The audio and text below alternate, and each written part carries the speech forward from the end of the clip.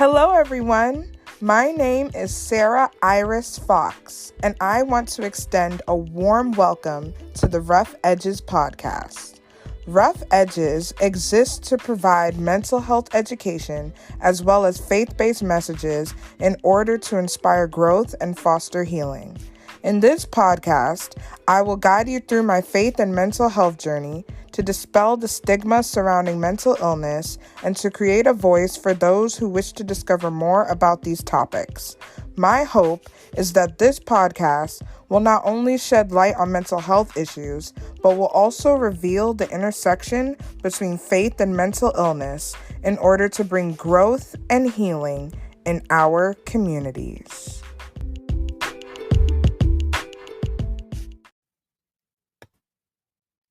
Hello, everyone, and welcome back to another episode of Rough Edges.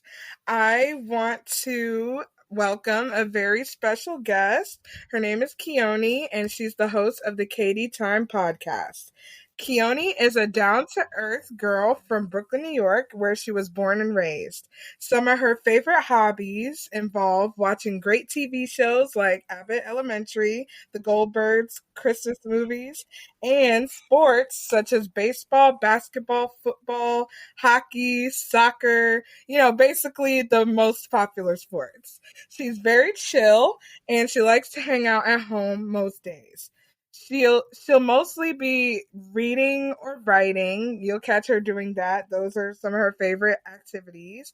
And she also likes to hang out with friends and family, laughing and enjoying the time together. She is a quality time kind of person, and that's where she shines the brightest. Welcome, Keoni.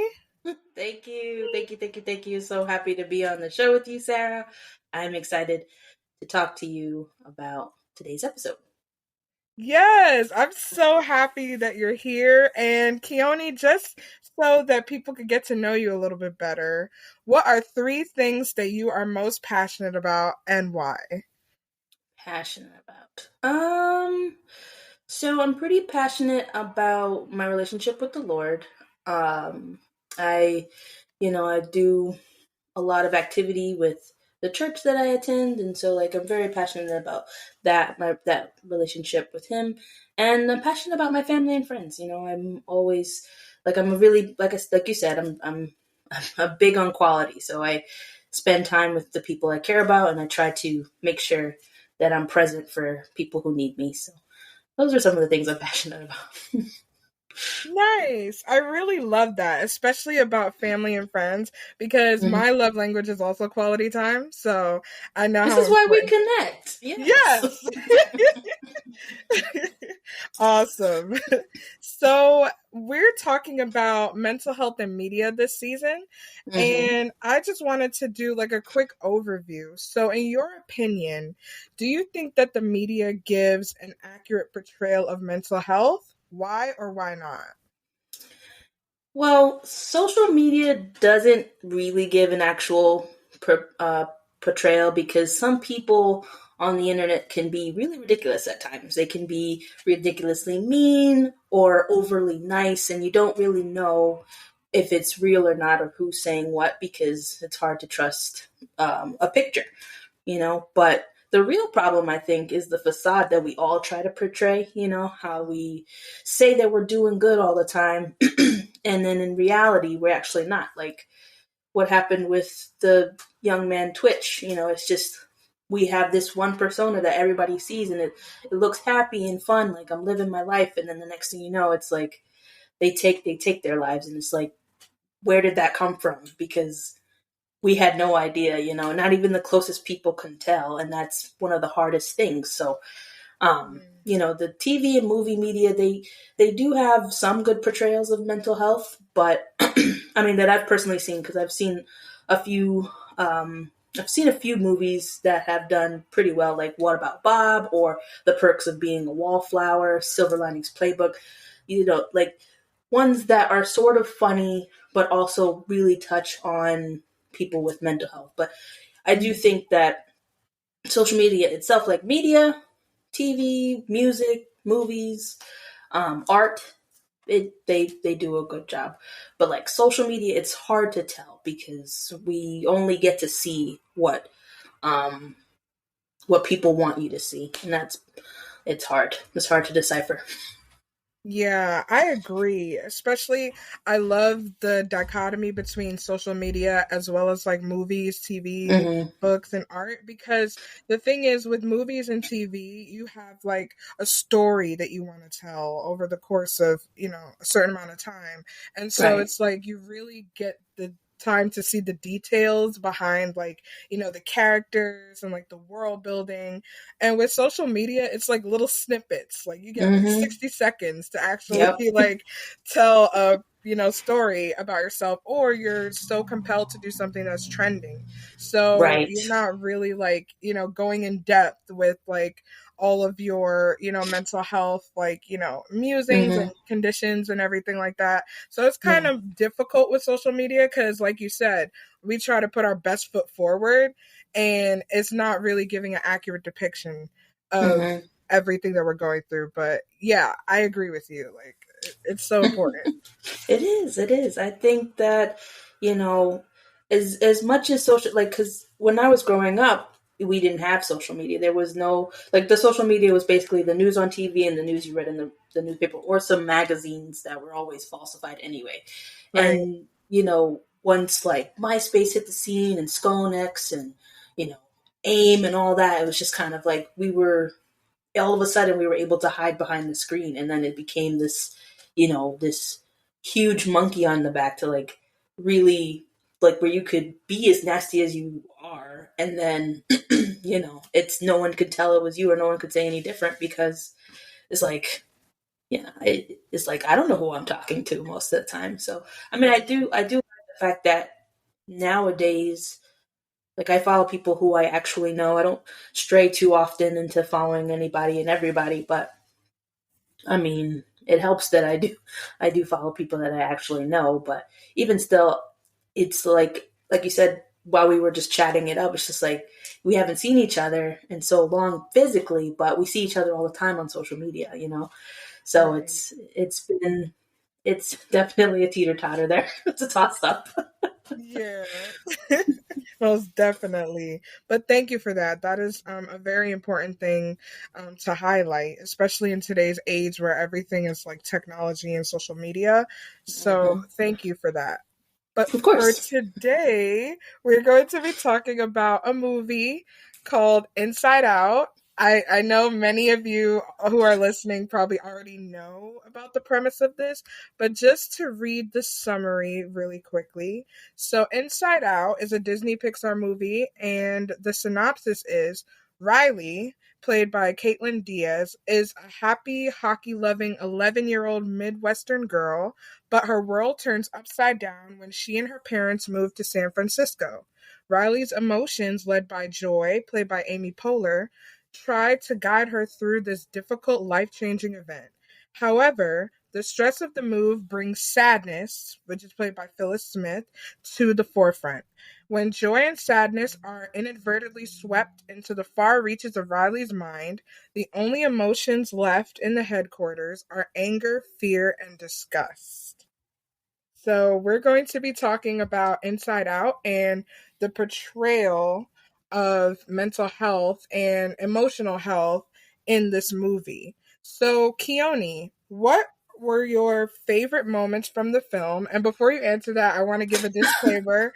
We are talking about spoilers and stuff. So, if you haven't seen Inside Out yet, which you really should, um, like just go watch the movie, pause this episode, come back to it when you're done with the movie. But for now, Keoni, what were some of your favorite moments from the film?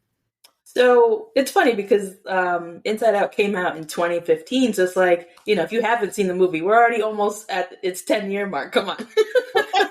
Like, 2 more years and we're at the 10-year mark. Anyway, I have at least three favorite parts of the movie.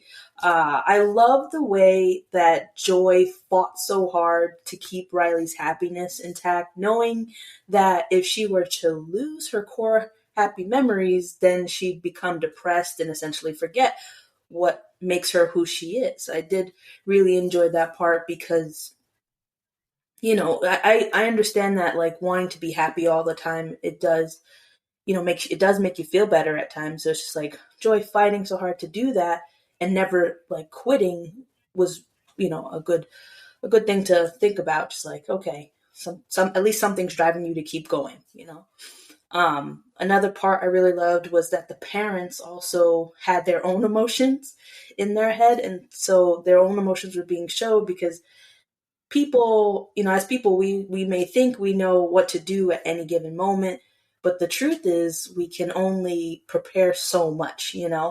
So we usually have to go through these things in order to really understand them. So like with the parents also going through their own things and sort of just kind of like trying to teach their young kid about life and about what's important, and then their struggle with the fact that they had to move across country and like sort of rebuild and rebrand and do all this stuff. It was just kind of like they're going through their own stresses, not realizing that Riley is going through some stuff on her own.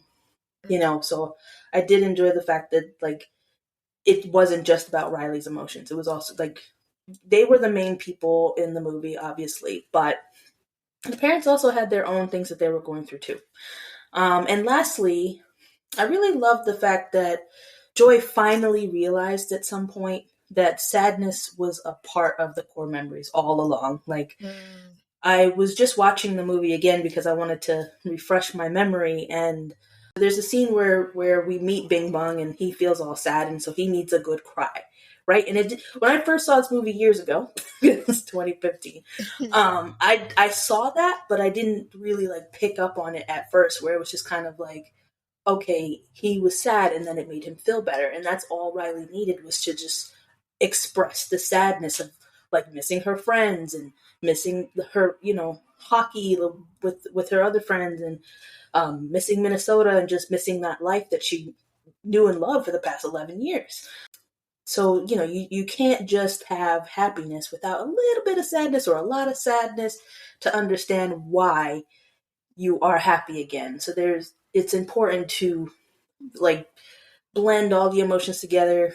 You get your anger, you get your disgust, you get your fear, and then you get sad, and then you can find that joy again because you were able to experience everything. So those are my favorite parts. Wow, I really love that. And I remember watching the movie like when it first came out in 2015. We really got to put that in there. 2015, guys, if you haven't seen this movie. Right. It's like, what are you doing?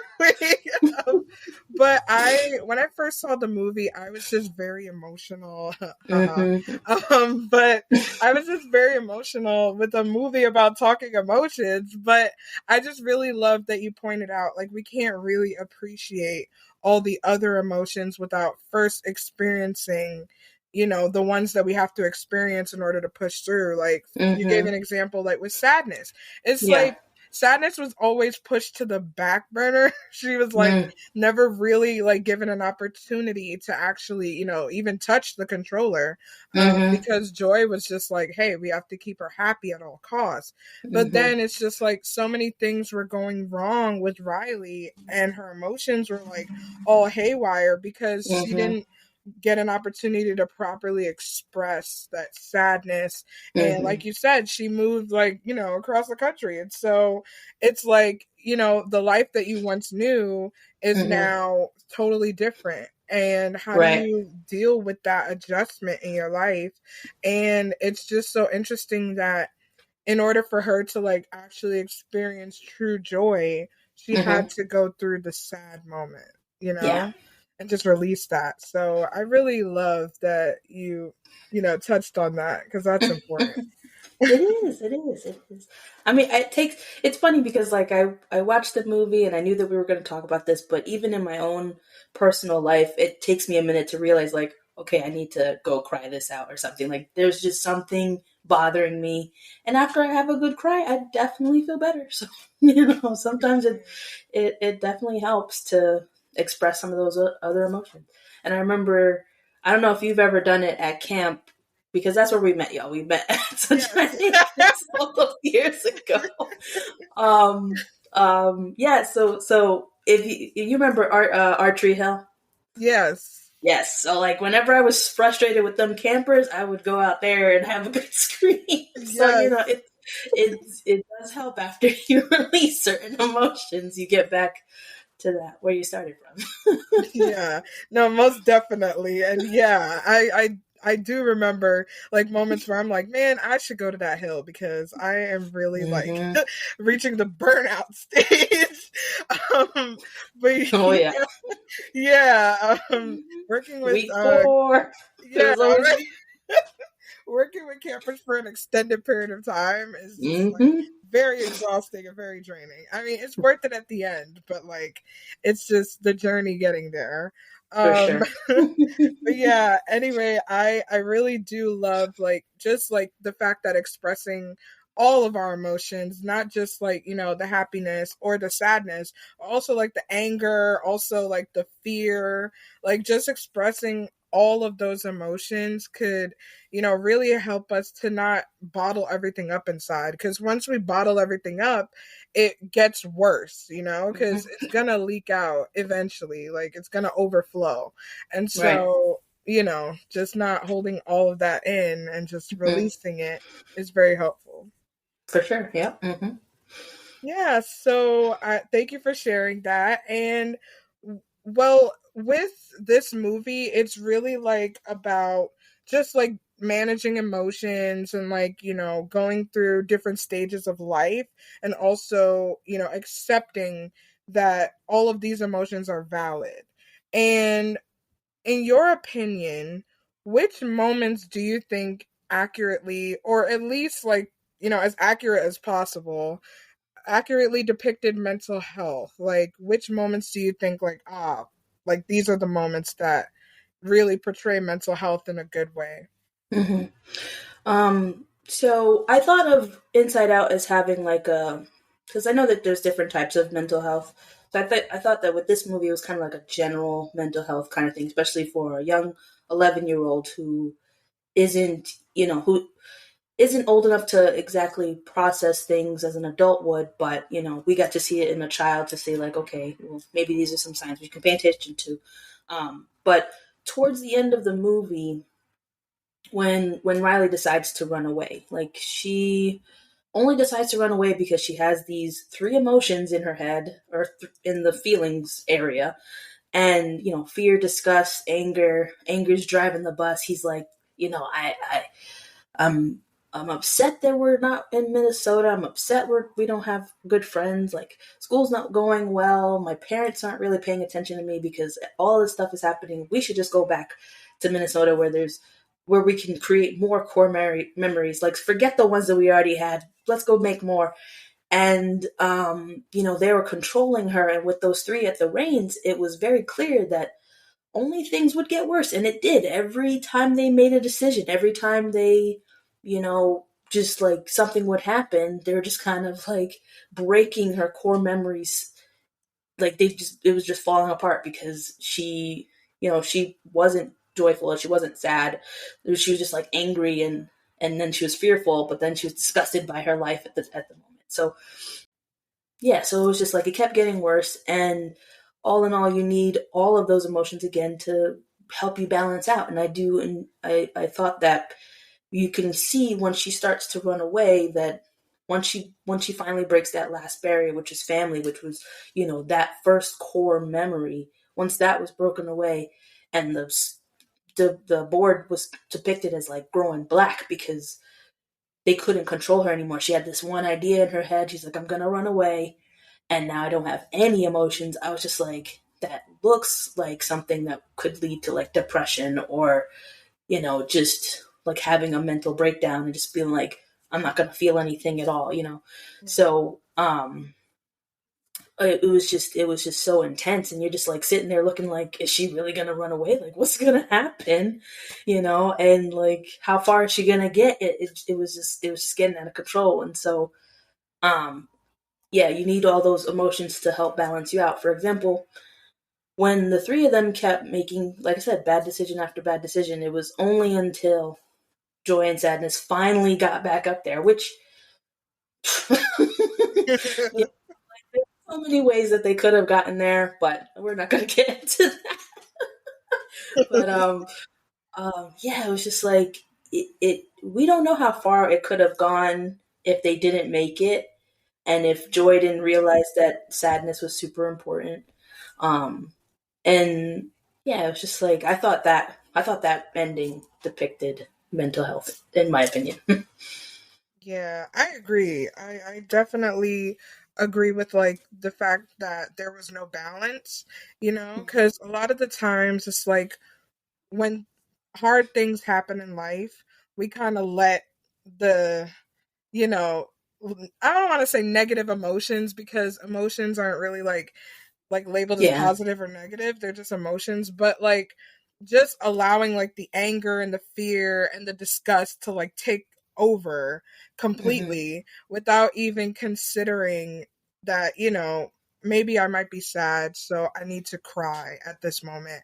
Or maybe I could look at like some positive outlooks on like maybe it's not the life that I want right now, but it could be something that I really enjoy later on in the future, kind of like Right. having that balance of like emotions and just knowing when to release which one, because that is a skill that is definitely learned. Like you can't just know like, okay, I feel angry right now, so I'm just gonna release that, because it's like a lot of things can make you angry and you don't want to release it in the workplace or like in public or on the subway, like We if you're we in New we York. see how that happens.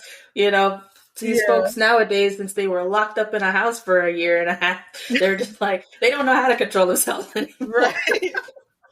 Right, that's so Yeah. true. So But, definitely like, getting the aid of like, your support system. And if you don't hmm. have a support system, like getting the aid of a professional to kind of help you navigate like, okay, how do I find a balance with all these Right. emotions? And, for those, listeners who already know, I have bipolar disorder. And so watching this movie again with like, the context of what I'm dealing with now. It's just like, yeah, finding that balance. It could really go from one extreme to the next, if you're not careful. So it's Hmm. just like finding that balance of like, okay, I'm feeling sad, but I'm not going to let sadness control and override everything, because then I'll be like Riley was, just numb and not feeling anything and just like, Hmm.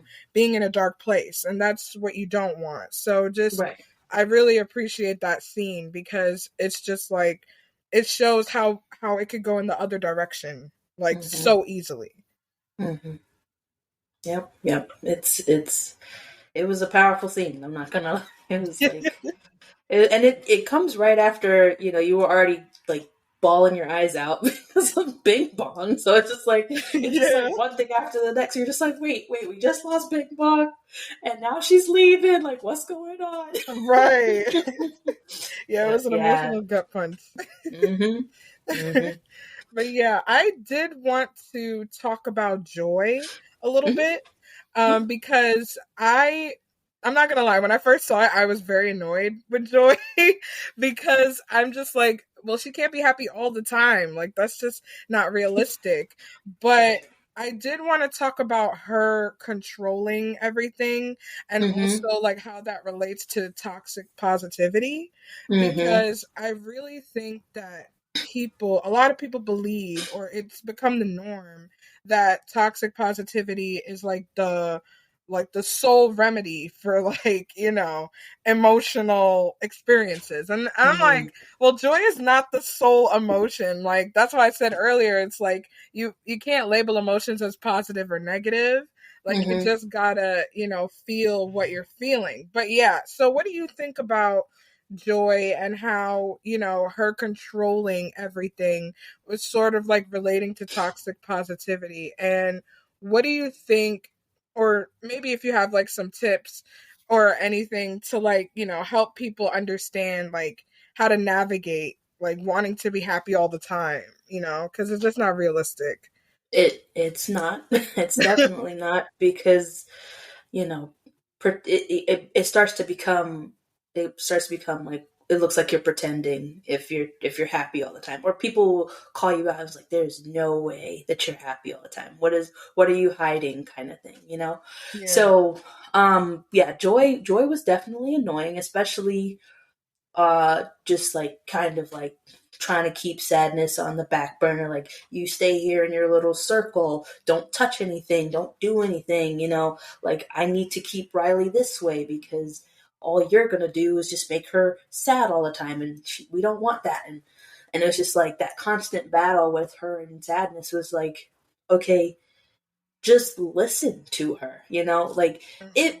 I mean, obviously, if Joy just listened to sadness, we wouldn't have a full length movie. But it's just like, you know, go like rewatching it, and just really trying to understand like why Joy was just so on it all the time. Like, hey, you know, like we need to keep the core memories like this, like, and not even thinking about the fact that the only way that you got to those core memories was because of different emotion altogether, you know. Right. So um I don't know. Some tips I think I could say would be like, I don't know, just listen to your heart, listen to your body, listen to, you know, like try to embrace what's happening inside.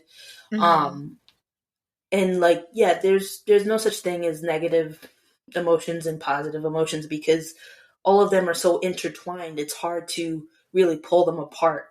You know what I mean? Cuz like we have what, 24 hours in a day, or give or take 18. Yeah.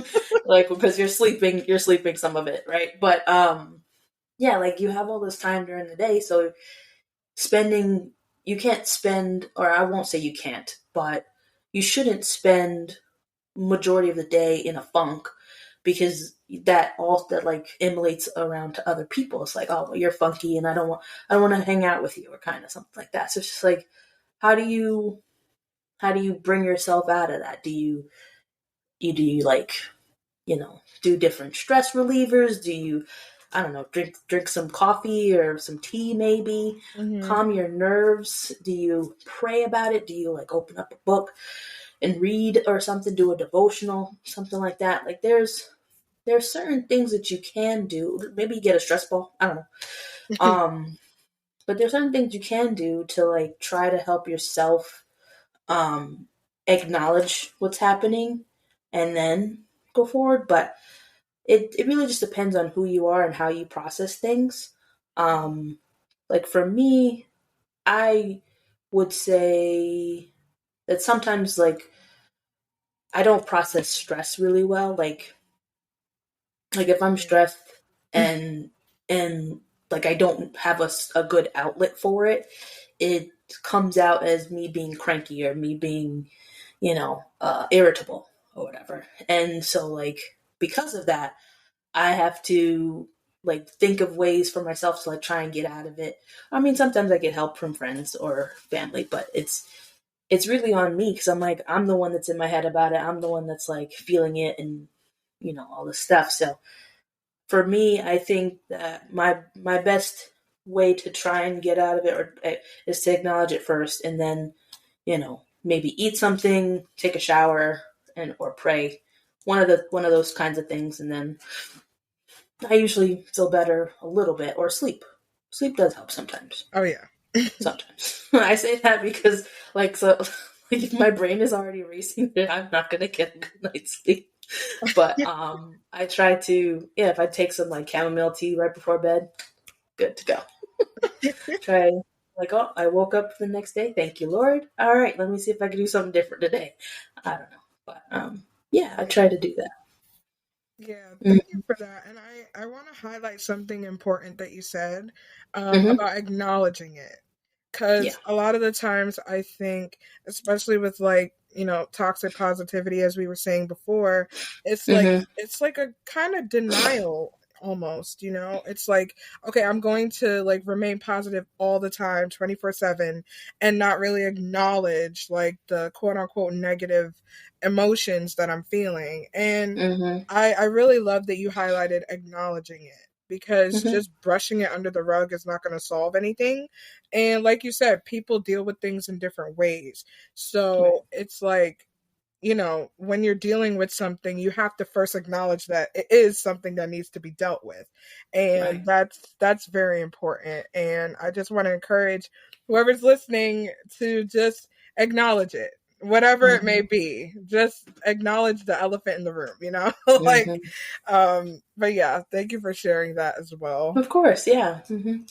Yeah, and so one of the final things that I want to talk about with Inside Out is just like how the film helped you in terms of like getting in touch with your own emotions, your own mental health. Because at least for me, when I saw the movie, I was like, wow, I really do need to pay more attention to like my emotional state, because sometimes I have the tendency to just like put all of that on the back burner and just like keep hustling, keep pushing, and that's not healthy either. So, in what ways has the film, like has Inside Out, helped you get in touch with your own mental health journey, or just the way that you manage like, stress or anything else on a day-to-day basis?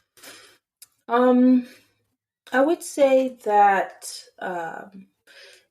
the movie itself, because it's geared towards kids, but for the most part, like as an adult, it did do something for me as well. Like it made me realize that it's okay to hold on to my core memories, like things that are I hold near and dear to my heart, but at the same time, some of those memories will break away eventually and become something different. Like that comes with change. It comes with growing up. It comes with you know, facing every day with a different outlook on life. And it's funny because on my own podcast, I remember talking about like just how change gradually happens, and like we don't like change, but it happens anyway. Like we can't stop it, you know.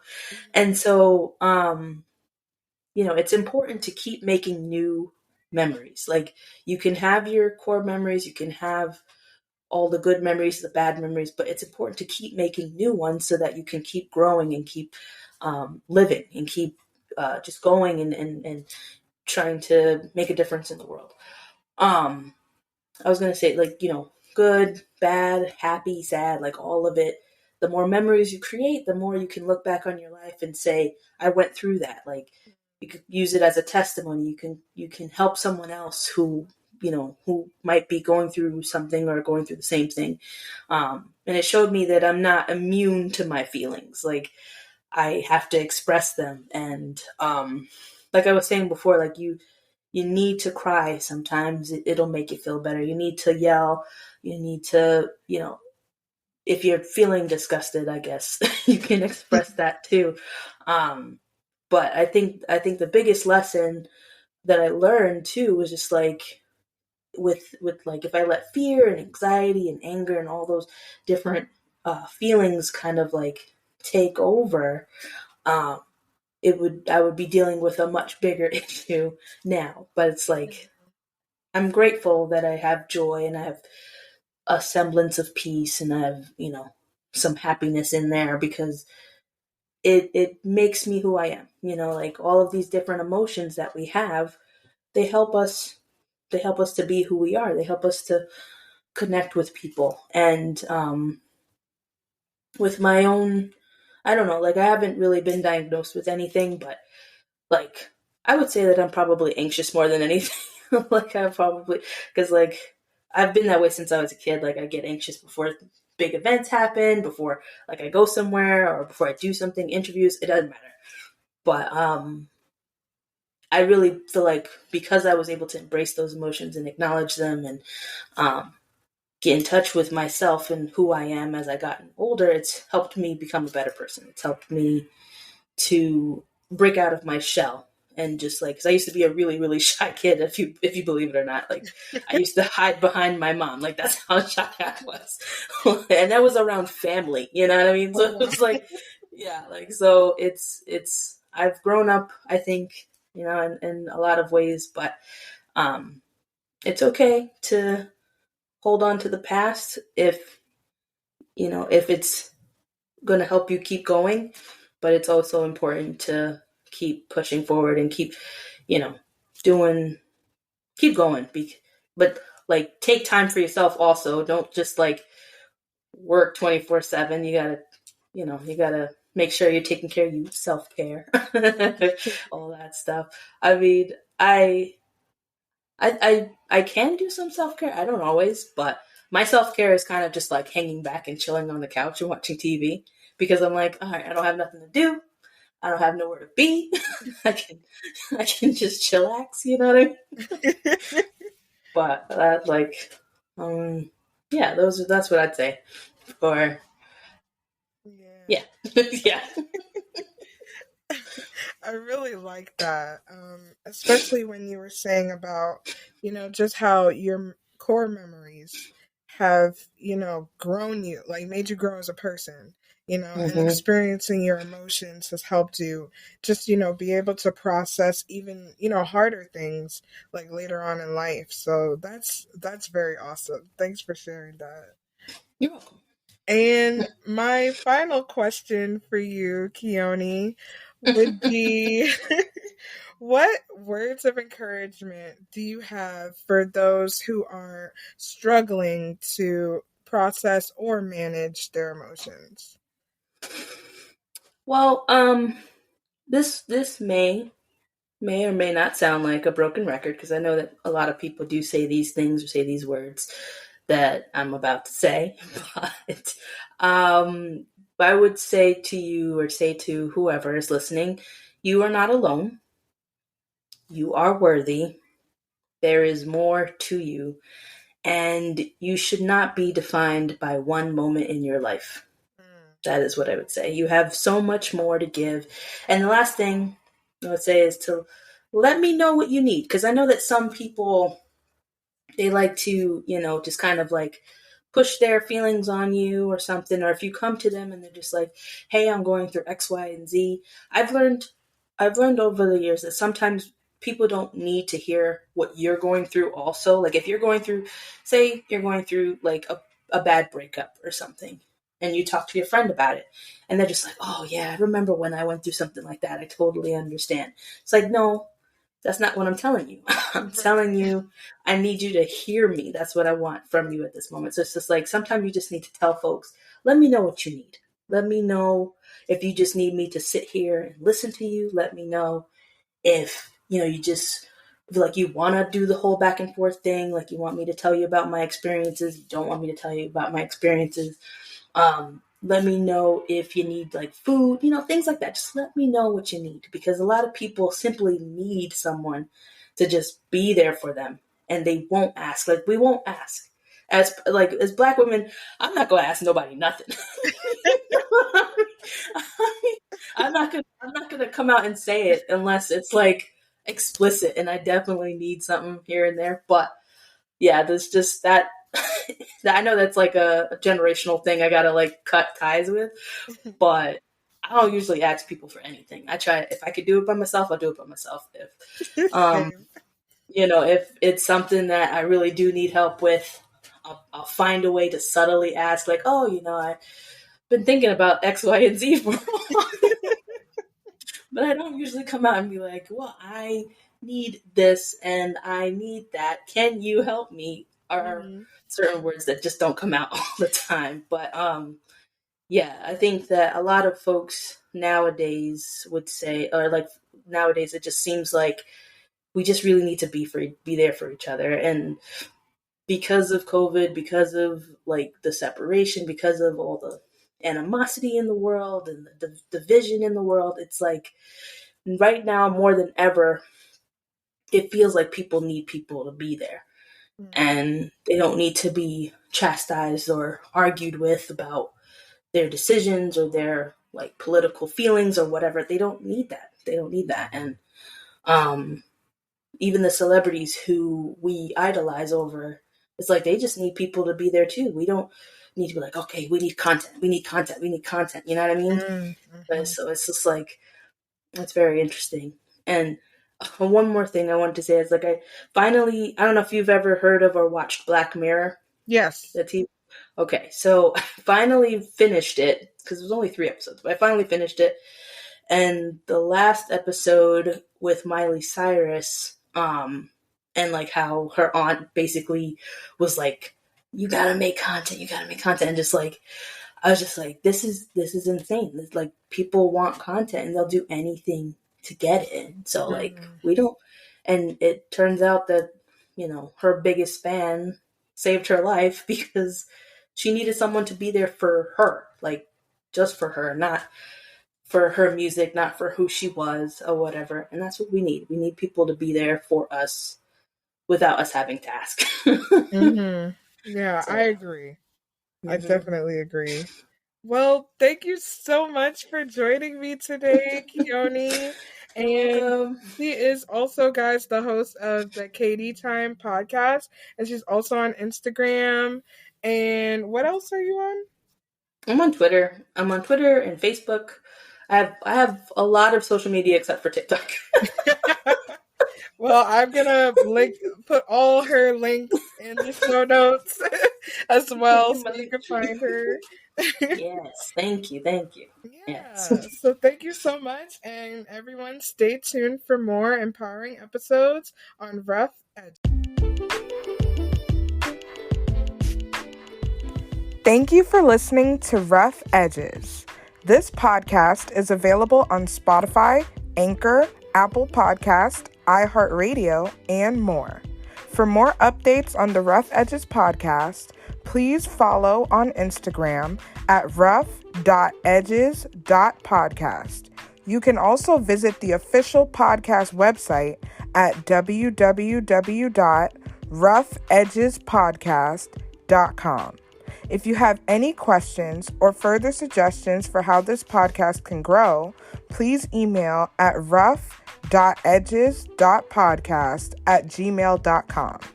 Thanks for listening and have a wonderful day.